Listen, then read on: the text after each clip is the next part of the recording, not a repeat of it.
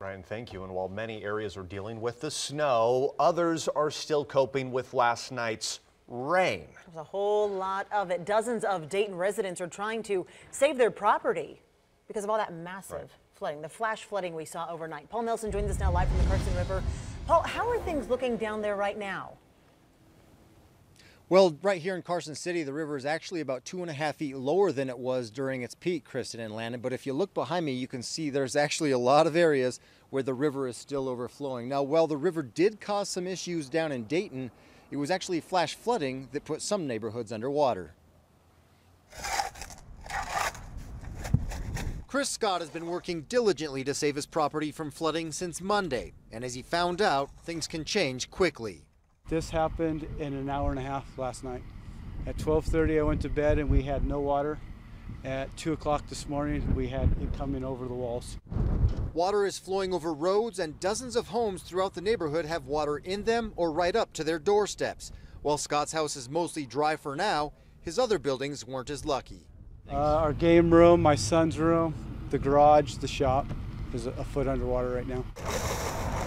This pig is one of the only animals you can find on this 5-acre property, all because of the flooding.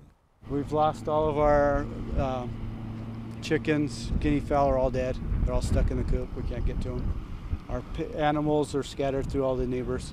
Our horses, our donkeys, our pigs, our goats. That was up against the house this morning. A few streets over, Mike Hoffman's house is surrounded by a sea of floodwater. He has 28 inches of water in his crawl space and 4 inches in his garage.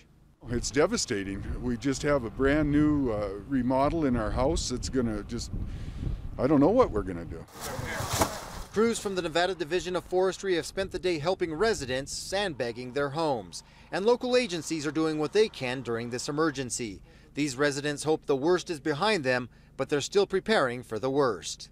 Everybody pray. That's all we can do.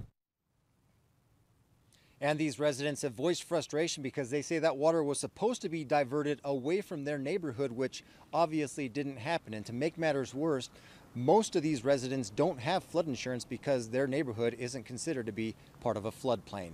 Covering Stormwatch Live, Paul Nelson, Channel 2 News. Oh man, that's just heartbreaking. Paul, thank you. And as this winter weather continues, we'll be sure to cover continuing storm watch stories for you in the aftermath. So please stay with Channel 2 News on the air, online, and on our apps, as well as Facebook for Stormwatch continuing coverage.